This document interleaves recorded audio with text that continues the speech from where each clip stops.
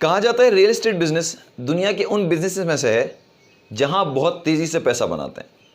और अगर उनसे वजह पूछी जाए तो कहते हैं रियल एस्टेट इन्वेस्टर ज़मीन में पैसा इन्वेस्ट करता है और ज़मीन हमेशा बोलती है, यानी हमेशा रिटर्न देती है।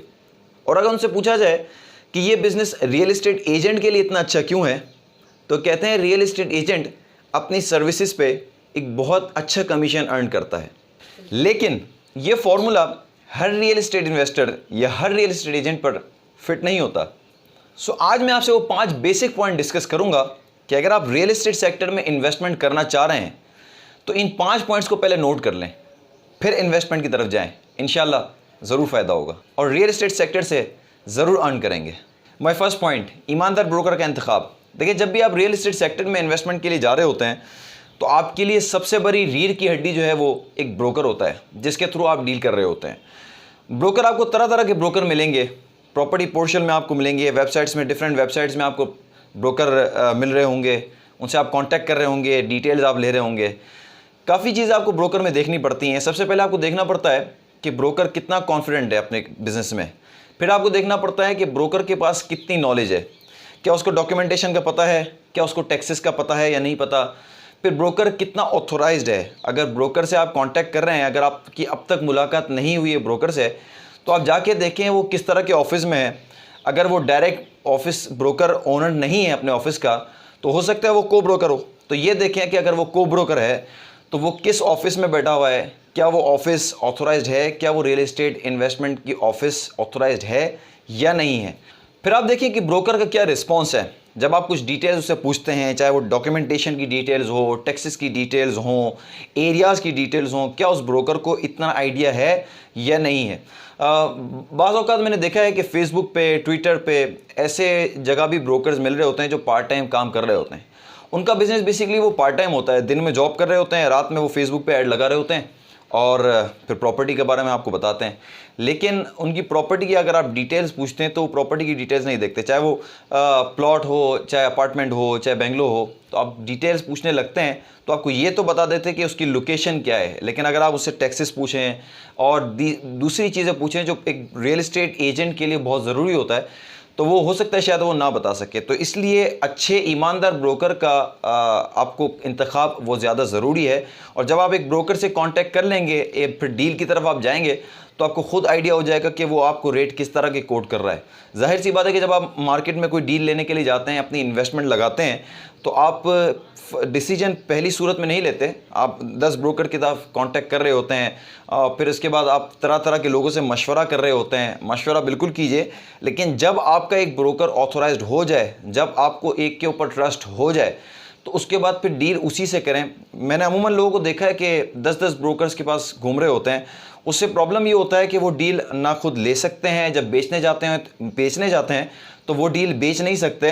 और प्रॉब्लम ये होता है कि जो उसको ऑफ़र एक अच्छी आई होती है, वो फिर ऑफ़र उसको बाद में नहीं मिलती है। तो एक अच्छे ब्रोकर का इंतखाब आपके लिए रियल एस्टेट इन्वेस्टमेंट में ये बहुत ज़रूरी पॉइंट है।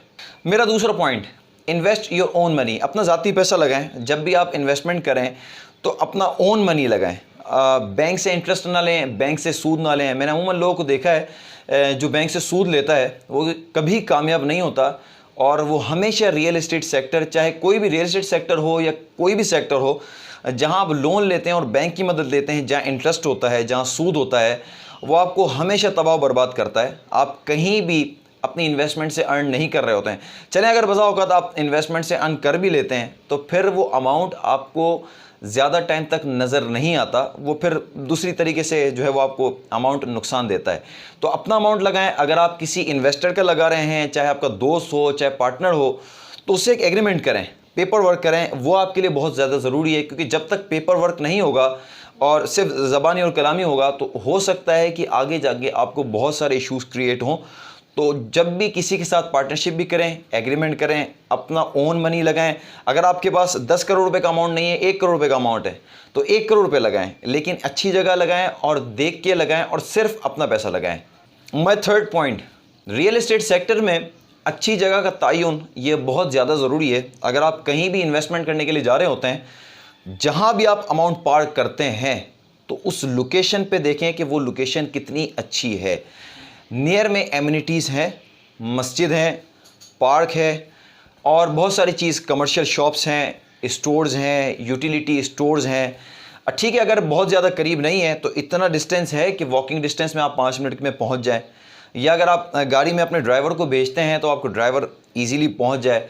देखिए, अमूमन तकरीबन होता यही है कि जितना करीब कमर्शियल होता है तो उतने ज़्यादा एक रेट ज़्यादा होते हैं, प्रॉपर्टी के रेट्स अच्छे होते हैं। लेकिन मैं पाकिस्तान में DHA कराची की अगर बात करता हूँ तो यहाँ पर इस तरह होता है कि अगर नियर कमर्शियल होता है, कमर्शियल फेसिंग होता है, तो रेट उसके नीचे हो रहे होते हैं। उसकी वजह ये होती है कि कुछ सिक्योरिटी पर्पस भी होते हैं, शोर होता है, फिर ये बहुत सारी चीज़ें होती हैं, तो लोग इसको अवॉइड कर रहे होते हैं। लेकिन अगर आप थोड़ा सा दूर भी एमिनिटी देखते हैं तो ये एमिनिटी होना बहुत ज़्यादा ज़रूरी है।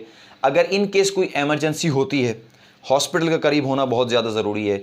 अच्छा, कोई नियर में कोई कॉलोनी होती है, अगर आप कहीं इन्वेस्टमेंट कर रहे हैं तो आप देखें कि आप जिस एरिया से गुजर रहे हैं, जिस रास्ते से गुजर रहे हैं, तो वहाँ करीब में कौन सी कॉलोनी लगती है, किस रास्ते से आप गुजर के जाते हैं, क्या वो रास्ता सिक्योर है अगर आप अमाउंट अपना पार्क करते हैं। और बाद में आपको पता चलता है कि वो जो एरिया है वहाँ एरिया कुछ मुनासिब नहीं है, सिक्योरिटी पर्पस के हवाले से वो अच्छा नहीं है। चाहे छोटा सा टुकड़ा हो, 1 मिनट या 2 मिनट की ही ड्राइव हो, अगर वो एरिया इतना सिक्योर नहीं है तो वो देखना भी आपके लिए बहुत ज़्यादा ज़रूरी है। फिर आप फ्यूचर सोचें कि वो फ्यूचर में ये जगह कितनी ज़्यादा पॉजिटिव हो सकती है, क्योंकि इन्वेस्टमेंट, रियल इस्टेट इन्वेस्टमेंट आज और कल का खेल नहीं है। अगर आप चाहते हैं कि रियल इस्टेट में इन्वेस्टमेंट करें तो ये सोच के इन्वेस्टमेंट करें कि मैं कल ही प्रॉपर्टी नहीं बेचूंगा, परसों प्रॉपर्टी नहीं बेचूंगा, बल्कि जब इस प्रॉपर्टी में मुझे पैसा अर्न मिलेगा, जब इस प्रॉपर्टी की वैल्यूएशन में मुझे पॉजिटिव रिस्पांस नज़र आएगा, तब मैं बेचूंगा, तब आप प्रॉपर्टी में पैसा कमा सकते हैं। इसलिए ये पॉइंट बहुत ज़्यादा ज़रूरी था कि जिस जगह आप इन्वेस्टमेंट करते हैं उस जगह का अच्छा होना, अच्छी लोकेशन का होना, वो बहुत ज़्यादा ज़रूरी है। माय 4th पॉइंट, मुल्की मईशत के उतार चढ़ाव पर नज़र रखना। लेकिन जहाँ भी आप इन्वेस्टमेंट कर रहे होते हैं, चाहे पाकिस्तान में कर रहे हों, चाहे इंडिया में कर रहे हों, चाहे दुबई में कर रहे हों, चाहे USA में कर रहे हों, कहीं भी इन्वेस्टमेंट कर रहे हों, वहाँ की गवर्नमेंट की पॉलिसीज़, वहाँ की मुल्की मईशत, उसके ऊपर आपको नज़र रखना बहुत ज़्यादा ज़रूरी है। वहाँ की स्टॉक मार्केट्स को आपको देखना बहुत ज़्यादा ज़रूरी है। ये देखना ज़्यादा ज़रूरी है कि वहाँ पर इंपोर्ट एक्सपोर्ट कितना मुस्बत है। ये आपको देखना ज़रूरी है कि वहाँ पर टूरिज़म कितना है। ये आपको देखना ज़रूरी है कि वहाँ पर बिज़नेस ट्रेंड क्या है, लोग कितना अपना बिज़नेस लेके वहाँ पर जाते हैं। बहुत सारी चीज़ें इस तरह की नोट करनी पड़ती है। तो आपकी जब तक उस मुल्क की मईशत पर नज़र नहीं होगी तब तक आपका वहाँ पर इन्वेस्टमेंट करना फ़ायदेमंद नहीं है। जैसे अभी पाकिस्तान की अगर मैं बात करता हूँ तो रिसेंटली पाकिस्तान गवर्नमेंट ने जो पैकेजेस अनाउंस किए कंस्ट्रक्शन के, फिर टैक्सेस में रिलीफ दिया, तो एक पॉजिटिव साइन था, क्योंकि पिछले 2 साल से, 2.5 साल से रियल इस्टेट सेक्टर और कंस्ट्रक्शन सेक्टर काफ़ी पैनिक में थे और काफ़ी बिजनेस जो है वो क्राइसिस में था। लेकिन इस पॉलिसीज़ के बाद काफ़ी पॉजिटिव इम्पैक्ट जो है वो एक्सपेक्टेड है।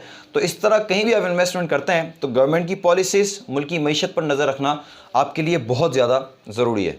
My 5th and last point, अगर आप कहीं भी इन्वेस्टमेंट करते हैं तो इन्वेस्टमेंट करने से पहले आपका ये माइंड होना चाहिए कि आपके पास होल्डिंग पावर कितना है।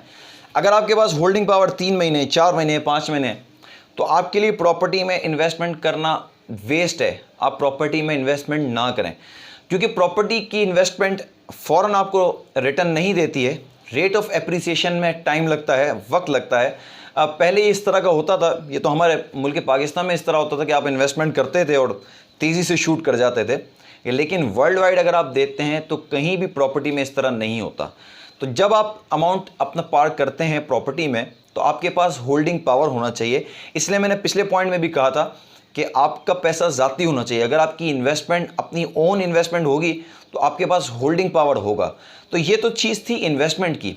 अगर आप कोई बेंगलोर लेते हैं और वो अमाउंट वहाँ पर पार्क करते हैं, उसको आप रेंट पे चला देते हैं, तो आपकी रेंटल इनकम भी शुरू हो जाती है और इसके बाद फिर रेट ऑफ एप्रिसिएशन भी आपको मिलता है, जो आप ज़मीन की आपकी वैल्यू बढ़ती है। तो ये थे मेरे वो 5 पॉइंट्स जो रियल इस्टेट इन्वेस्टमेंट में आपके लिए बहुत ज़्यादा प्रॉफिटेबल साबित हो सकते हैं। मेरे चैनल को सब्सक्राइब कीजिएगा और बहुत सारे वीडियोस आना बाकी है रियल इस्टेट किससे रिलेटेड। अपना बहुत ज़्यादा ख्याल रखिएगा। मिलते हैं इंशाल्लाह नेक्स्ट वीडियो में। अल्लाह हाफ़िज़।